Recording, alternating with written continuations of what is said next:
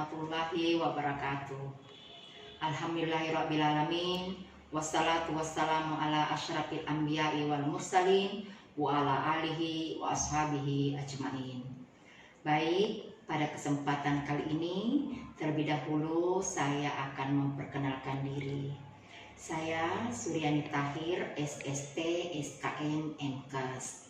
Saya merupakan dosen pada program studi Diploma 3 Kebidanan Fakultas Kedokteran dan Ilmu Kesehatan Universitas Muhammadiyah Makassar dengan nomor NIDN 0906067301. Sebagai dosen, saya membawakan beberapa mata kuliah, yakni dokumentasi kebidanan, asuhan kebidanan persalinan dan bayi baru lahir, kesehatan perempuan dan perencanaan keluarga, serta gawat darurat maternal neonatal 1 dan 2. Pada kesempatan ini saya akan mendeskripsikan salah satu mata kuliah yang saya ampu, yakni asuhan kebidanan persalinan dan bayi baru lahir, di mana mata kuliah ini saya ampu pada semester 3. Adapun deskripsi dari mata kuliah ini yang tertuang dalam RPS adalah mata kuliah ini merupakan mata kuliah program studi Diploma 3 Kebidanan dengan bobot 5 SKS. Melalui mata kuliah ini, mahasiswa dibekali pengetahuan dalam menguasai faktor-faktor yang mempengaruhi persalinan, kebutuhan dasar ibu bersalin, prosedur keterampilan dasar kebidanan asuhan persalinan dan bayi baru lahir, manajemen asuhan kebidanan persalinan dan bayi baru lahir, evidence base dalam asuhan persalinan dan bayi baru lahir, tanda bahaya dalam masa persalinan dan bayi baru lahir, serta mahasiswa juga dibekali dengan keterampilan dalam menerapkan deteksi dini, komplikasi, dan penanganan awal kegawat daruratan dalam masa persalinan dan bayi baru lahir. Mata kuliah ini diampu oleh 3 orang dosen yang tergabung dalam satu tim teaching dengan total pertemuan 16 kali pertemuan. Oleh karena mata kuliah ini dibagi dalam persalinan kelas 1, 2, 3, dan 4 serta bayi baru lahir, maka saya sendiri membawakan materi tentang prosedur keterampilan dasar kebidanan asuhan persalinan kala 2 dan 3, manajemen asuhan kebidanan persalinan kala 2 dan 3, evidence base dalam asuhan persalinan kala 2 dan 3, tanda bahaya dalam masa persalinan pada kala 2 dan 3, serta deteksi dini, komplikasi, dan penanganan awal kegawat daruratan dalam masa persalinan kala 2 dan kala 3, dengan jumlah pertemuan sebanyak 6 kali pertemuan. Adapun metode pembelajaran yang saya terapkan yakni DIE, yaitu Delivery Interactive and Assessment, di mana dalam proses perkuliahan saya difasilitasi dengan ceramah tanya jawab dengan menampilkan PowerPoint. Kemudian dalam proses interaksi saya memberikan kesempatan kepada mahasiswa untuk memberikan umpan balik berupa pertanyaan, jawaban, ataupun berupa pernyataan terkait dengan materi yang saya bawakan. Dan di akhir sesi pembelajaran, saya memberikan tugas kepada mahasiswa untuk membuat suatu kesimpulan atau rangkuman untuk menilai sampai di mana pemahaman mahasiswa tentang materi yang telah saya bawakan. Selanjutnya, bobot penilaian dari mata kuliah ini terdiri dari kehadiran sebanyak 10%, tugas 15%, praktikum 20%, ujian tengah semester 25%, dan ujian akhir semester 30%. Nah, berikut saya akan memperlihatkan video pembelajaran saya pada mata kuliah asuhan kebidanan persalinan dan bayi baru lahir. Bismillahirrahmanirrahim. Assalamualaikum warahmatullahi wabarakatuh. Waalaikumsalam warahmatullahi wabarakatuh. Alhamdulillahirrabbilalamin. Wassalatu wassalamu ala asyrafil anbiya'i wal mursalin wa ala alihi wa ashabihi ajmain, amma ba'd. Anandaku sekalian, pada kesempatan hari ini kita akan kembali berada di ruangan kelas ini guna mengikuti perkuliahan secara tatap muka pada mata kuliah asuhan persalinan dan bayi baru lahir. Dan pada RPS yang Ibu telah berikan, di situ Ibu sudah sampaikan bahwa pada pertemuan keempat kita akan bahas tentang tanda bahaya persalinan dalam masa kala 2 dan kala 3. Tentunya kalian tahu bahwa kala 2 itu adalah kala pengeluaran bayi dan kala 3 merupakan kala pengeluaran plasenta. pelepasan dan pengeluaran plasenta. Baik, Anandaku sekalian, sebelum kita lanjut, saya akan mereview ingatan Anda kembali. Pada pertemuan yang lalu, ya, minggu kemarin, kita membahas tentang evidence base dalam asuhan persalinan, baik itu kala 2 maupun kala 3. Nah, sebelum kita lanjut, Ibu ingin mereview kembali, kira-kira di antara kalian ada yang masih mengingat asuhan apa saja yang diberikan pada ibu bersalin, ya, yang sesuai dengan evidence base. Ayo, di antara kalian mungkin ada yang bisa memberikan argumennya? Saya, Bu. Ya, Nanda Febriana barangkali bisa memberikan argumennya. Asuhan apa saja yang termasuk evidence base dalam asuhan persalinan dalam kala 2 dan kala 3? Silakan. Baik, terima kasih Bu atas kesempatan yang diberikan. Ya. Jadi saya akan menjawab evidence base yang asuhan evidence base dalam persalinan kala 2, yaitu memberikan asuhan sayang ibu kepada memberikan asuhan sayang ibu, di mana kita sebagai seorang bidan memberi ibu makan dan minum, kemudian memberi support kepada ibu, Ya. membantu mengurangi rasa nyeri ibu, Ya. pijit-pijit punggungnya, mungkin Ya. itu saja, Ibu. Ya. Baik, jawaban yang sangat bagus dari Nanda Febriana, bahwa salah satu asuhan yang diberikan pada ibu yang merupakan evidence base, ya, itu adalah memberikan asuhan sayang ibu, di mana dalam arti kata asuhan yang diberikan ini adalah contohnya memberikan asupan makan dan minum, kemudian memberikan support atau spirit pada ibu, kemudian bisa juga kita memberikan pemijatan, ya, pijatan-pijatan halus pada daerah-daerah yang ibu merasa ada kesakitan. Sehingga dengan asuhan yang kita berikan ini, ya, proses proses persalinan ibu itu menjadi lancar. Tuh, jadi tidak ada penyulit. Baik, pada hari ini kita akan membahas tentang tanda bahaya pada kala 2 dan kala 3 persalinan. Tentunya kita akan bagi kala 2 persalinan yaitu kala pengeluaran bayi, dan kala 3 persalinan yaitu kala pelepasan dan pengeluaran plasenta. Dari slide yang ibu tampilkan terlihat gambar ibu yang lagi berbaring, ya. Ibunya sedang memegang kepalanya, kemudian terlihat wajahnya agak meringis, kemudian dia juga sedang memegang perutnya. Nah, kira-kira apa yang terjadi pada ibu tersebut? Ada apa yang merupakan tanda dan bahaya persalinan pada kala 2-nya? Kira-kira siapa yang tahu ada apa dengan gambar tersebut? Oh ya, Nah Aulia bisa memberikan jawabannya. Kira-kira apa yang terjadi dengan ibu tersebut? Baik Ibu, terima kasih atas kesempatannya.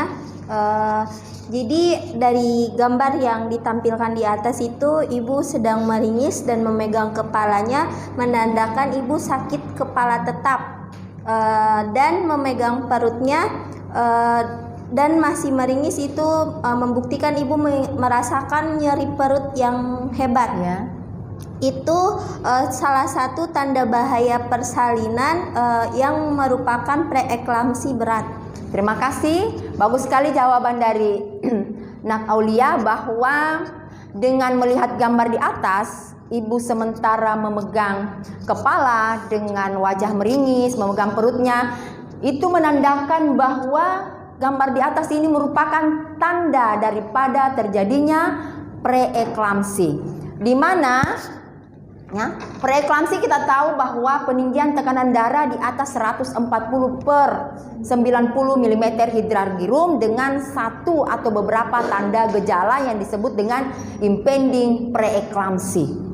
Nah, impending preeklamsi merupakan gejala-gejala yang memperberat terjadinya preeklamsi. Seperti tadi yang ada di gambar, salah satu merupakan gejala daripada preeklamsi. Jadi walaupun tekanan darah di bawah 140, namun jika salah satu daripada tanda bahaya yang seperti tadi misalnya terjadi sakit kepala menetap, kemudian nyeri perut yang hebat dan juga penglihatan berkunang-kunang, berarti ibu sudah dikatakan mengalami preeklamsi karena dia sudah mengalami gejala impending preeklamsi.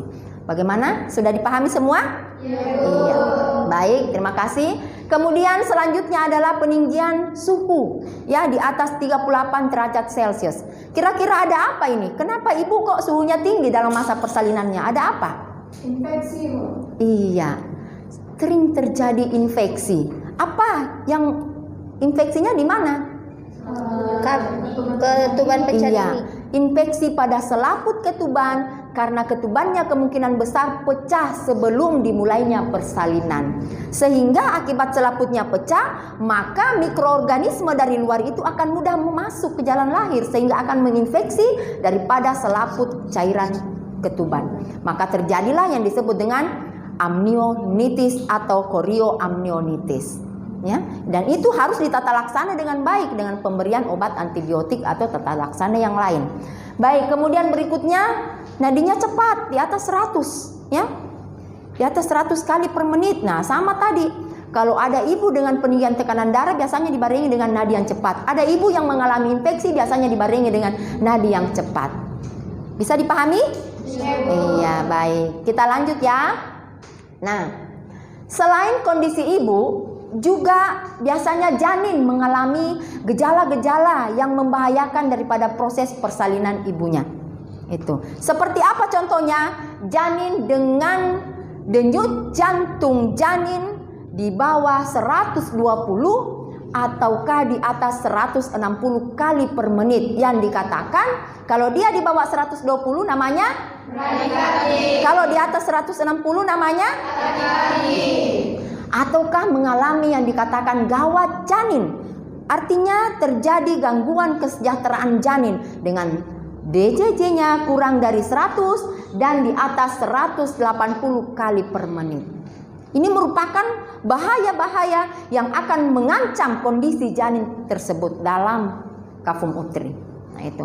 Kemudian berikutnya adalah kepala janin yang belum memasuki pintu atas panggul, ya. Pada awal-awal persalinan, apalagi sudah masuk di kala kedua persalinan, kepala janin kenapa tidak bisa memasuki pintu atas panggul? Kenapa masih melayang-layang? Terjadi yang disebut dengan cephalopelvic disproportion. Artinya tidak ada kesesuaian antara kepala janin dan panggulnya ibu. Nah, kalau itu dipaksa turun, maka akan bisa membahayakan kesejahteraan ibu dan kesejahteraan janinnya. Itu. Kemudian juga, nah ini tadi cairan amniotiknya atau cairan ketubannya bercampur dengan mekonium, bercampur dengan darah atau bahkan berbau. Salah satu penyebab daripada kenapa cairan ketuban bercampur mekonium karena yang tadi ya, terjadi gangguan kesejahteraan janin, gawat janin. Gawat janin terjadi, maka terjadi peristaltik usus meningkat sehingga terjadi pewarnaan pada air ketuban. Itu karena peristaltiknya meningkat sehingga dikatakan terjadi campuran mekonium ke air ketuban yang akan bisa menyebabkan janin mengalami hipoksia janin. Itu ya. Apakah ini berbahaya untuk janin? Sangat-sangat berbahaya. Ya. Kemudian berikutnya adalah cairan ketuban bercampur darah. Kenapa cairan ketuban bercampur darah? Nah, ini tadi, kalau terjadi cephalopelvic disproportion, tidak ada kesesuaian antara kepala janin dengan panggulnya ibu, kemudian dipaksa untuk turun, tetapi tidak mau turun, maka akan bisa mengancam terjadinya ruptura uteri imminens. Kalau ruptura uteri imminens berlanjut, maka bisa terjadi yang namanya ruptura uteri komplit, pembuluh darah terbuka, maka terjadi darah akan keluar bercampur di air ketuban. Apakah itu berbahaya? pasti sangat berbahaya. Itu ya. Kemudian juga cairan ketuban biasanya berbau. Nah, itu tadi. Kalau terjadi korioamnionitis atau amnionitis biasanya cairan ketuban itu sudah berbau. Ya, infeksi yang terjadi melebihi 24 jam. Itu. Bisa paham ya semua? Baik. Selanjutnya, selain kondisi janin juga adalah adanya biasanya terjadi bahaya-bahaya pada kemajuan persalinan. Misalnya, ya, terjadi pemanjangan daripada kala dua, di mana kita tahu bahwa seorang primipara, ya, normalnya kala duanya itu adalah 1 sampai 1,5 jam. Seorang multipara kala duanya adalah 0,5 sampai 1 jam. Kalau primipara di atas 2 jam dan multipara lewat dari 1 jam, berarti itu kala duanya memanjang dan itu merupakan bahaya dalam persalinannya. Nah, itu ya. Ibu pernah ada kasus ya dari subuh ya, pemanjangan kala dua, subuh pembukaan lengkap, kemudian duhur baru partus. Coba bayangkan, ibu yang dari jauh harus datang ya, harus datang menolong ibu tersebut. Itu alhamdulillah dia lahir normal. Ya, karena kenapa? Terlalu cepat dipimpin. Terlalu cepat dipimpin.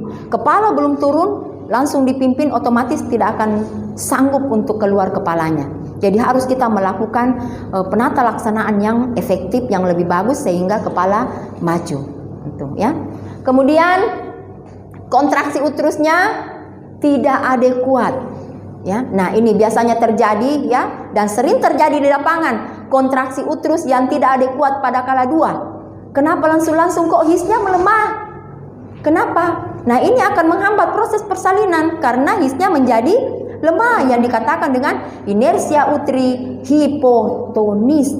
Ya, ibu tidak bisa meneran karena hisnya melemah. Kenapa hisnya melemah? Kemungkinan ibunya lapar, ya kan? Tidak diberikan asupan. Pas kala 2 atau pas dia masuk ke kala 1 tidak diberikan asupan, makan dan minum, maka miometrium tidak sanggup untuk berkontraksi. Dan kalau itu dibiarkan, maka nanti akan berbahaya pada saat dia proses setelah melahirkan. Kemungkinan besar akan terjadi atonia uteri yang akan mengancam kematian maternal. Bisa dipahami? Iya. Kemudian selanjutnya adalah, nah ini tadi, kemampuan tenaga meneran ya yang kurang. Nah, kenapa? Nah, itu tadi salah satunya. Ibunya lapar, kok tidak diberikan makan, kok tidak diberikan minum. Ataukah mungkin ibunya lagi sakit. Kenapa? Ataukah pimpinan persalinan yang kurang tepat. Belum sebenarnya ibu harus meneran, dipimpin meneran sehingga tidak sanggup. Jadi kita sebagai seorang bidan, nanti kalau Anda turun di lapangan melakukan praktikum, tolong ya diperhatikan baik-baik di mana saatnya ibu untuk disuruh atau dipimpin meneran yang efektif. Kalian sudah berpraktik laboratorium kan? Iya, kemarin kita berpraktik ya di laboratorium bagaimana teknik memimpin meneran yang efektif sehingga persalinan lancar, ya kan? Iya. Kemudian nah ini ya, salah satu juga tanda bahaya yang menyertai persalinan kala 2 adalah perineum yang kaku. Ini biasanya terjadi pada ibu yang primipara, ya, primipara ataukah multipara, bisa saja, ya, primipara baru 1 kali melahirkan, ya, perumnya agak kaku, apalagi dibarengi dengan usia yang di bawah 20 tahun ataukah di atas 35 tahun, ya. Kemudian yang multi tadi, dia multipara, ya, multipara tetapi persalinan yang lalu selalu gagal sehingga bisa saja perumnya menjadi masih kaku dan ini akan menghambat proses turunnya kepala janin sehingga bisa memperlama kala 2. Kalau dia dipaksa maka akan terjadi yang namanya ruptur perineum. Ruptur perineum yang akan terjadi dan bisa akan terjadi perdarahan aktif yang mengancam kematian maternal. Iya. Sampai sini paham? Iya. Nah, terkait dengan adanya tadi perineum yang kaku, terkait dengan adanya ruptur perineum, ibu telah melakukan penelitian dan sudah terbit jurnal Sinta 4. Di sini jelas terlihat bahwa ya pengaruh umur dan paritas, ya, terutama umur yang berisiko tinggi paritas berisiko tinggi, itu akan mempunyai pengaruh yang signifikan antara umur dan paritas terhadap terjadinya ruptur perineum spontan pada ibu bersalin normal. Itu ya. Jadi bukan main-main ini ya. Oleh karena itu seorang bidan di sini harus betul-betul bagaimana dia terapkan ilmunya, terapkan skillnya, sehingga bagaimana cara menyokong yang baik sehingga tidak terjadi yang namanya ruptur perineum. Itu ya. Ini adalah jurnal penelitian ibu. Kalian bisa nanti ibu share ya, ibu share linknya, nanti kalian bisa melihat ya, menjadi referensi buat kalian pada saat nanti akan membuat suatu laporan tugas akhir. Ini sebagai referensi ya. Baik, anandaku sekalian, sebelum kita lanjut, mungkin ada yang ingin bertanya dulu ya terkait kasus-kasus yang merupakan tanda atau komplikasi atau penyulit yang bisa terjadi pada kala dua persalinan. Barangkali antara kalian pernah ada kasusnya. Untuk kali ini ibu persilahkan untuk bertanya atau memberikan tanggapannya atau memberikan masukannya. Saya Bu. Ya, Indri dulu deh. Ya, nandain. Nah Indri silakan. Mungkin ada kasus-kasus yang menarik pada saat berpraktek kemarin atau bagaimana, silakan dikemukakan. Baik Ibu, terima kasih atas kesempatan yang diberikan. Jadi begini Bu, ketika kemarin saya praktik di salah satu rumah sakit yang ada di Kota Makassar, saya mendapatkan kasus kala dua lama. Jadi ceritanya pada Ibu Primi, kala duanya sudah berlangsung selama 2 jam 30 menit. Ya. Tapi tidak lahir-lahir ini bayinya, sedangkan sudah dilakukan tindakan episiotomi dan vakum sebanyak 3 kali. Ya. Cuman Ibu belum gagal tindakannya. Jadi di episiotomi lagi 1 kali, lalu dilakukan lagi tindakan vakum 1 kali, tapi masih tetap gagal. Jadi dokter memutuskan untuk melakukan tindakan Christeller bersama dengan bidan. Jadi 2 Bu yang Christeller ibunya ini. Setelah itu lahirlah bayi, tapi bayinya Bu mengalami asfiksia. Pertanyaan saya, apakah tindakan yang dilakukan oleh dokter dan bidan ini sudah betul apa tidak? Ya. Terima kasih Bu. Ya, baik. Suatu pertanyaan yang sangat bagus karena ini adalah kasus yang nyata di lapangan. Kasus yang nyata di lapangan. Nah, gini. Vakum ekstraksi ya, itu biasanya dilakukan pada kasus-kasus partus lama kala 2. Ya, partus lama kala 2. Nah, vakum ekstraksi itu ada 3 kategori, ada vakum tinggi, ada vakum sedang, ada vakum rendah. Nah, yang terjadi pada kasus Indri ini adalah kasus dengan vakum yang rendah. Artinya kepala janin itu sudah berada pada pintu bawah panggul atau berada pada dasar panggul. Nah, kenapa sampai 3 kali tarikan? Ya, kenapa harus gagal di tiga kali tarikan? Kemungkinan besar pada saat itu ibunya yang, karena begini, pada vakum, tindakan vakum ekstraksi, maka harus ada tenaga meneran yang kuat dari ibu. Kalau tidak ada tenaga meneran, maka vakum tidak boleh dilakukan. Oleh karena itu ibu yang mengalami sakit jantung, paru, DM, biasanya kita tidak melakukan vakum. Kita langsung SC atau forceps. Kenapa? Karena vakum ekstraksi itu harus tenaga, karena ini tenaga dari ibu, karena ini adalah memberikan tekanan hampa udara.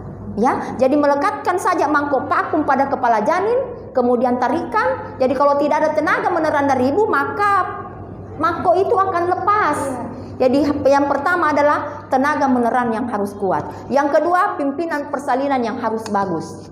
Jangan cuma disampaikan ke ibu, dianjurkan, ibu berkuat ki, tapi tidak dipimpin, tidak diajarkan bagaimana itu berkuat, meneran yang efektif. Harusnya kan penolongnya, pendampingnya di situ, iya harus berkuat, ibu harus mulai tarik nafas, kasih kuat, ya, kemudian hembuskan, kasih bunyi, jangan di leher, karena kalau cuma di leher tidak pasti sampai di bawah.